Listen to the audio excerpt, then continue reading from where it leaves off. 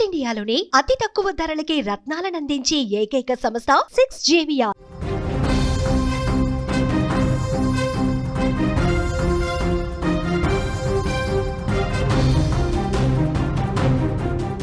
సింహం అడవిలో నడిచిన, రోడ్డు మీద నడిచిన, జనం మధ్యలో నడిచిన దాని ధీరత్వంలో టీవీలో ఏమాత్రం మార్పు ఉండదు. ఎందుకంటే పుట్టుకతోనే సింహం గర్జిస్తే ఎవ్వరైనా వనకాల్సిందే. ఎందుకు ఈ మాటలు చెప్తున్నానంటే, చైనాలో జరిగిన ఆ షాంఘాయ్ కోఆపరేటివ్ ఆర్గనైజేషన్ సమ్మిట్కి హాజరైన భారత ప్రధాని నరేంద్ర మోదీ నడకను చూస్తే, అక్కడ నిలబడ్డ పాకిస్తాన్కి కావచ్చు, ఆహ్వానించిన చైనాకి కావచ్చు, మోదీ నడక సింహంలా కనిపించింది. ఒక్కసారి ఆ వీడియో చూడండి. మోదీ నడుస్తుంటే సింహం నడిచినట్టుగానే కనిపించింది.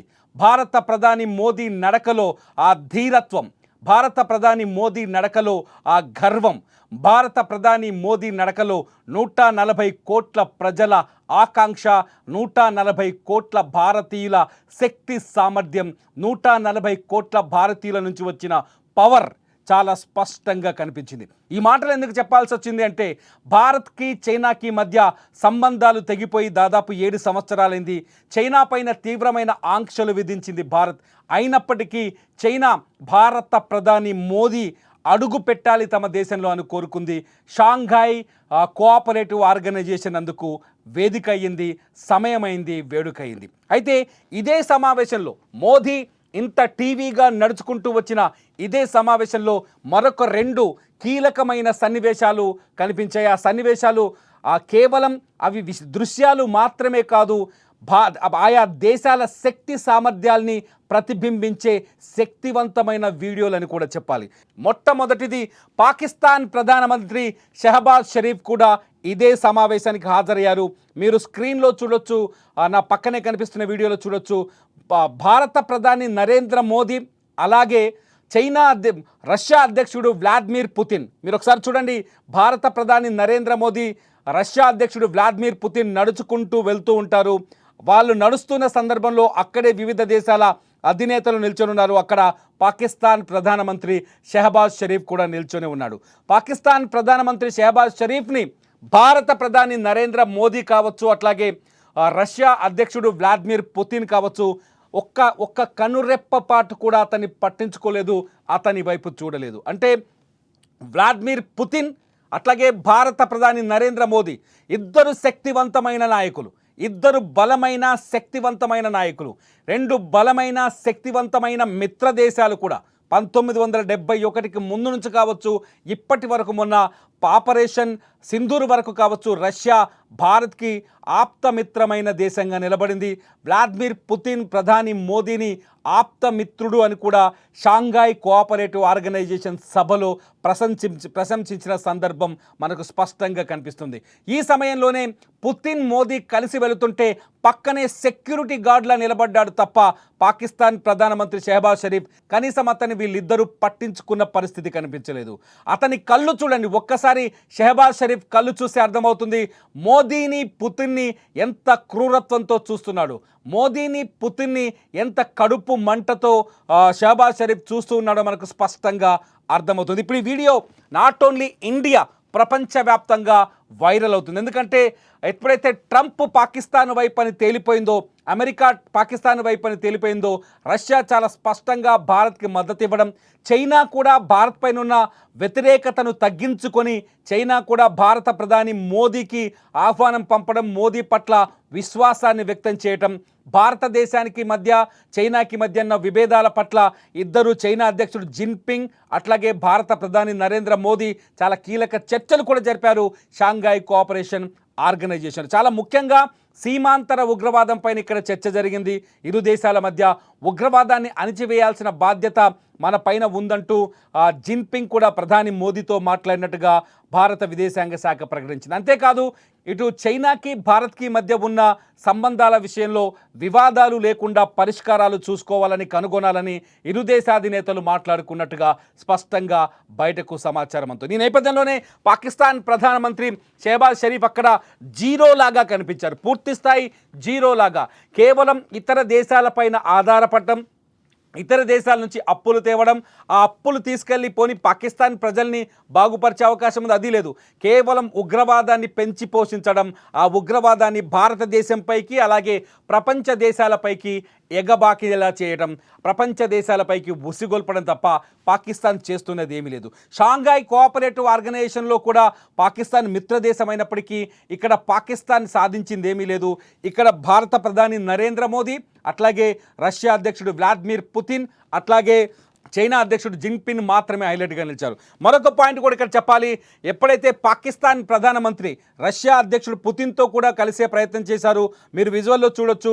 పుతిన్ నడుచుకుంటూ వెళ్తుంటే వెనక నుంచి వచ్చి పలకరించే ప్రయత్నం చేశాడు షెహబాజ్ షరీఫ్. కానీ పుతిన్ అంత స్పీడ్గా రియాక్ట్ అవ్వలేదు, చాలా లైట్గా పాకిస్తాన్ని తీసుకున్నాడు. పాకిస్తాన్ ప్రధానమంత్రికి కరచలనం చేయడానికి కూడా కాస్త ఆసక్తి చూపించలేదు. పాకిస్తాన్ ప్రధానమంత్రి బలవంతంగా చేతిలో చేయి కలిపి పుతిన్ చేతిలో చేయి వేసి వెనక్కి వెళ్ళిపోయిన సీన్ మనం చూడొచ్చు. ఈ విజువల్లో మీకు చాలా స్పష్టంగా కనిపిస్తుంది.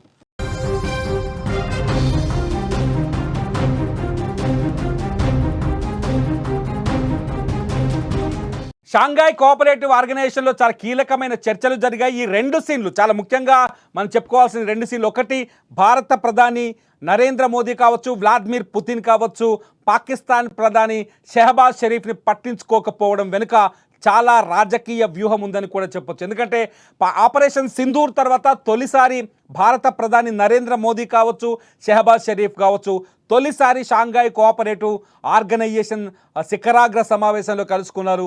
కానీ భారత ప్రధాని మోదీ షెహబాజ్ షరీఫ్ని పట్టించుకోలేదు, పలకరించలేదు. ఎందుకంటే 140 కోట్ల మంది భారతీయుల రక్తం మసులుతోంది.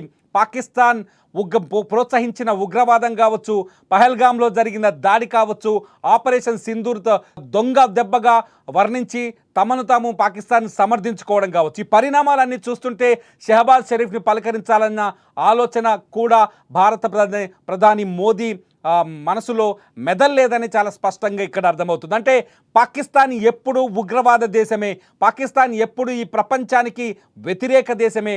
అటువంటి పాకిస్తాన్ని అమెరికా వాడుకుంటుందనే మెసేజ్ను కూడా ఇవాళ ప్రపంచ వేదికపైకి భారత ప్రధాని నరేంద్ర మోదీ పంపించినట్టుగా అర్థమవుతుంది. అంతేకాదు వ్లాదిమిర్ పుతిన్ కూడా, రష్యా అధ్యక్షుడు వ్లాదిమిర్ పుతిన్ కూడా పాకిస్తాన్ ప్రధానమంత్రిని పట్టించుకోకపోవడం వల్ల పాకిస్తాన్ పైన ప్రపంచ దేశాలకు చిన్న చూపుందని, పాకిస్తాన్ ఒక ఉగ్రవాద దేశమని, పాకిస్తాన్ని ఎవరు సమర్థించకూడదని పుతిన్ కూడా చాలా స్పష్టంగా సమాధానం చెప్పినట్టుంది. ఎందుకంటే ఈ ఇరాక్తో ఇజ్రాయెల్ యుద్ధం చేస్తున్న సమయంలో పాకిస్తాన్ ఇరాక్కి హ్యాండ్ ఇచ్చింది, ఇజ్రాయెల్ వైపు నిలబడింది.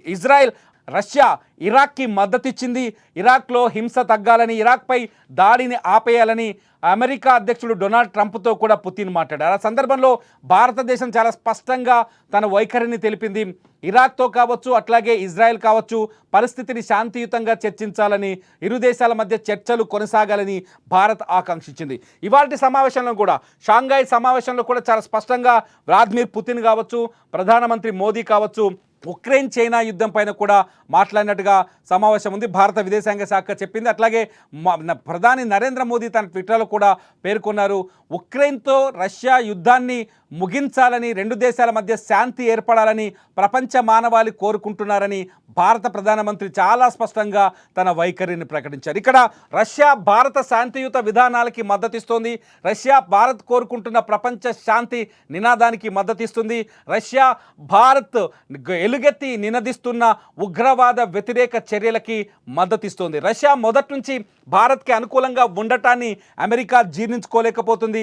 అమెరికా చాలా స్పష్టంగా భారత్ రష్యా నుంచి ఆయిల్ కొనుగోలు చేస్తున్నందుకే అదనంగా 25% సుంకాలు విధించాలని ప్రకటించింది. ఆగస్టు 27వ తేదీ నుంచి సుంకాలని అమలు చేస్తుంది. దీంతో భారత్కి రష్యాకి మధ్య మరింత అనుబంధం పెరిగిందనే చెప్పాలి. అమెరికా భారత్కి మరింత దూరమైందని కూడా చెప్పాలి. అమెరికాకి భారత్కి మధ్య సంబంధాలు కాస్త దెబ్బతిన్నాయని చెప్పాలి, తినబోతున్నాయి భవిష్యత్తులో కూడా అని చెప్పాలి. ఎందుకంటే ఎప్పుడైతే అమెరికా సుంకాలు విధించిందో భారతదేశం తమ ఎగుమతులకు ప్రత్యామ్నాయ మార్గాలను అన్వేషిస్తుంది. ప్రత్యామ్నాయ మార్గాలంటే అమెరికాకు ఎగుమతి చేసే వస్తువులని ఇతర దేశాలకు ఎగుమతి చేస్తే తప్పేంటి, అమెరికాలో చేసే వ్యాపారాన్ని ఇతర దేశాలతో చేస్తే తప్పేంటని భారత్ ఆలోచిస్తుంది. ఈ నేపథ్యంలోనే మన ప్రధాని నరేంద్ర మోదీ 40 దేశాలతో చర్చలు జరుపుతున్నట్టుగా సమాచారం కూడా బయటకు వస్తుంది. ఈ నేపథ్యంలో ఇవాళ షాంఘాయ్ కోఆపరేటివ్ ఆర్గనైజేషన్లో 3 నేతలు కలవడం, చైనా అధ్యక్షుడు జిన్పింగ్ కావచ్చు, రష్యా అధ్యక్షుడు వ్లాదిమిర్ పుతిన్ కావచ్చు, అట్లాగే భారత ప్రధాని నరేంద్ర మోదీ, 3 శక్తివంతమైన నేతలు కలుసుకోవడం, ఒకరినొకరు అభినందించుకోవడం, ఒకరి మధ్య ఒకరు స్నేహ సంబంధాన్ని పెంపొందించుకునే ప్రయత్నం చేయడం, ఇరు దేశాలకు వారధిగా వ్లాదిమిర్ పుతిన్, ఇటు చైనా కావచ్చు భారత్కి కావచ్చు వారధిగా వ్లాదిమిర్ పుతిన్ మధ్యత్వం వర్తించి ఇరు దేశాధ్యక్షుల నేతలతో సమావేశం జరిగేలా చూడటం. ఈ పరిణామాలన్నీ చూస్తుంటే అమెరికాకు కూడా ఇక ఒక పాకిస్తాన్కి మాత్రమే కాదు, ఇక్కడ పాకిస్తాన్ ప్రధానమంత్రి షెహబాజ్ షరీఫ్కి అవమానం మాత్రమే కాదు, ఈ సమావేశానికి హాజరు కాని అమెరికాకు కూడా ఇది అవమానం అని చెప్పాలి. మీరేమనుకుంటున్నారు? పాకిస్తాన్ ప్రధానమంత్రి షెహబాజ్ షరీఫ్కి మాత్రమే అవమానం జరిగిందా? ఈ సమావేశంలో పాకిస్తాన్ ప్రధానమంత్రి షెహబాజ్ షరీఫ్ మొహాన్ని చూస్తే మీకేమనిపించింది? భారత ప్రధానమంత్రి నరేంద్ర మోదీ నడకను చూస్తే మీకేమనిపించింది? అమెరికా ఈ సమావేశాన్ని చూసి ఏమని భావిస్తుంది? మీ అభిప్రాయాల్ని ఈ వీడియో కింద కామెంట్ చేయండి.